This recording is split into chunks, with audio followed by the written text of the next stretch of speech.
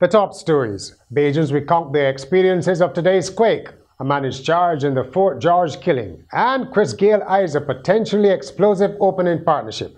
We'll tell you with whom in this edition of Nation News for Tuesday, February the 18th, 2014. At Courts, every day we bring affordability, convenience, innovation, and style to over 1 million customers in 11 countries. From homes to communities, we are proud to make a difference in the lives of many across the region. Courts, bringing value home. Thanks for joining us. Many Barbadians were shaken out of their sleep just before 5:30 this morning. The shaking was the result of an earthquake magnitude 6.4 which occurred east of Martinique and whose effects were felt in Barbados, in Dominica, St. Vincent, St. Lucia, Grenada and Trinidad. From St. Philip to St. Lucie, many felt the jolt. When I got to sleep, I just like catch myself now. I feel like the whole shaking out there, and I tell myself, somebody shaking my house. I just like hit the house and tell myself somebody no, they're shaking house. So then I get really know that it wasn't just the earth got shaking out there. They have me shot though, I can't wait all. And the cousin now having so. I feel my bed shaking, and I wanted to know who did on in my bed. But then nobody can reach on in my bed. And I said, look, let me wait and see if this is a tremor. Officials from local emergency agencies said they are satisfied with the way the tremor was dealt with. The fact that we were able to monitor and to detect earthquake activity at 5:22, which is a good 10 minutes or so before we actually receive an official warning. That is critical. It means that 10 minutes, it's a lengthy time in which we ourselves know, rather than having to depend on the Tsunami Warning Center, we can take certain initial steps to see how we can mitigate the likelihood of any threat, whether it be tsunami or otherwise. The interim director of the Caribbean Tsunami Information Center, Alison Broom, said that a number of disaster organizations around the region have employed protocols to ensure that warnings are spread quickly.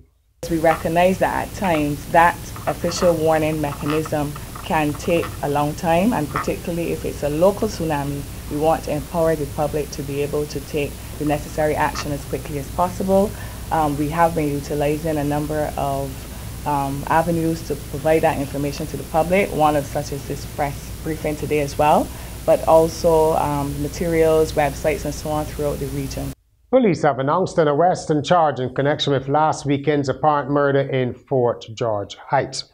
57-year-old Colin Hadley Reefer of Sunset Drive in Fort George Heights has been charged with murder in the death of his wife, Cheryl Bourne Reefer. Her body was discovered at the same address on Saturday. Mr. Reefer is expected to appear at a District A Magistrate's Court on Wednesday. In more crime news, a car washer has pleaded guilty to manslaughter in the stabbing death of a man he caught in bed with his girlfriend. Mervyn Husbands died in March 2012 at the hands of 40-year-old Andrew O'Neill Hunt at Lechman Hall, St. Thomas.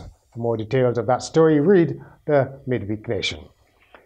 Travelers have complained for years about the high costs of travel within the Caribbean. Well, the same is true for shippers.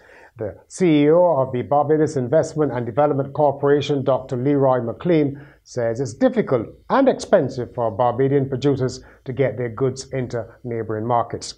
Citing an example, he said it was cheaper to ship a product from Japan to Jamaica than to get it from Barbados. Speaking at a graduation ceremony for 11 businesses which were represented at an export readiness program, Dr. McLean said unless shipping constraints were addressed, intra-regional trade would suffer.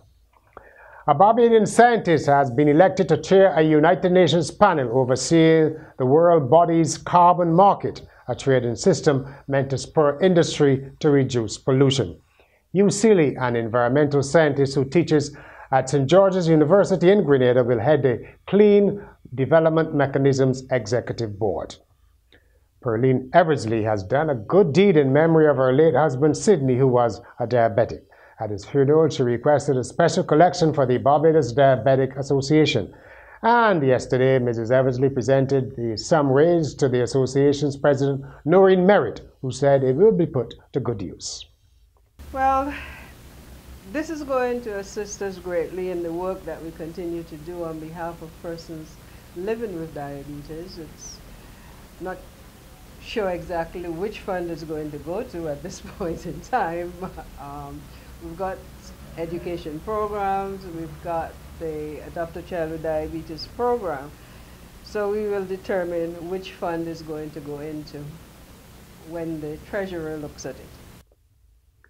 Rihanna is adding major star power to the campaign for gay rights in Russia. A picture posted on Instagram and linked to Rihanna's verified Twitter account showed the singer wearing a hat with the logo P6, the Principle 6 campaign that aims to challenge Russia's crackdown on gay rights, including its law banning so-called gay propaganda. Health officials in St. Lucia have reported an increase in hand, foot, and mouth disease, a mild viral infection that can affect young children. Some of the symptoms are cold-like and can include mouth ulcers and a rash on the hands and feet. Presently, we are noting an increase in the number of cases in a lot of our preschools and our daycare centers. But we would like to let the public know that there's no cause for alarm in terms of the increase of the cases, because hand, foot, and mouth disease is not one of the viral illnesses that's complicated. It tends not to complicate. It's quite benign. We now hear from Carol Martindale with today's commentary on the budget cuts at the UWI KPhil. Government slashing of the budget for the KPhil campus for the new financial year has sent a clear signal it will not be subsidizing tertiary education to those levels of yesteryear. The message was given before, but some of us simply did not want to hear or accept the grim reality. The days of entitlement are clearly over, and there will be no free meal. Barbadians will have to invest in their tertiary education, understanding that nothing is free, and education at that level can bring its many rewards. So the same way we purchase a vehicle or get a mortgage or make any major financial investment, we need to look at investing in tertiary education at UE. Many Barbadians already do so when they study outside of this region. Make the sacrifice. Our thanks to Carol Martindale. Up next, the sport. The history, the legacy, the rivalry, the passion. We versus them. West Indies versus England. 3 T20s, March 9th, 11th, and 13th at the Mecca. We versus them. In sport, West Indies cricketers returned to international action on Wednesday against Ireland in the first of a two-match T20 series in Jamaica. Gayle will return to the side after missing the New Zealand tour with a hamstring injury. I'm looking forward to it, and like I said, this is cricket. Injuries do play a part, but just try and monitor yourself as much as possible, and hopefully I get the kickstart. Get back in the groove as quickly as possible, and try and entertain the fans as much. I'm sure they've actually missed Gayle, so hopefully I can stay there for a long time. Gayle says he's looking forward to opening with the informed Dwayne Smith, who was a standout performer when Barbados won the Nagico Super 50 one-day competition last week. He's in actually good form, so it would actually be nice to have a Dwayne Smith at the top of the order. Those sort of person can ease the pressure off you. So first of all, it's good to be back, and I'm looking forward to the first game, and get back that feel in the middle again. So hopefully things can start off well for me. The West Indies have advanced to the quarterfinals of the Under-19 Cricket World Cup in Dubai. Tej Narayan Chandapal, son of Shiv Narayan, hit his second successive half-century as the Caribbean side beat Canada by 63 runs. Chandapal followed up his 84 against Zimbabwe with 93 that included 5 fours and a 6. West Indies scored 289 for 4 in their 50 overs. Canada were bowled out for 226. Sports was brought to you by We versus Them, West Indies versus England series. And finally, the United States is running low on clowns. Yes, clowns. Membership in the World Clown Association, the country's largest trade group in the business, has fallen from 3,500 to 2,500 in 10 years. Leader of the association says one big problem is that young people are simply not interested in clowning as a career. That's Nation News.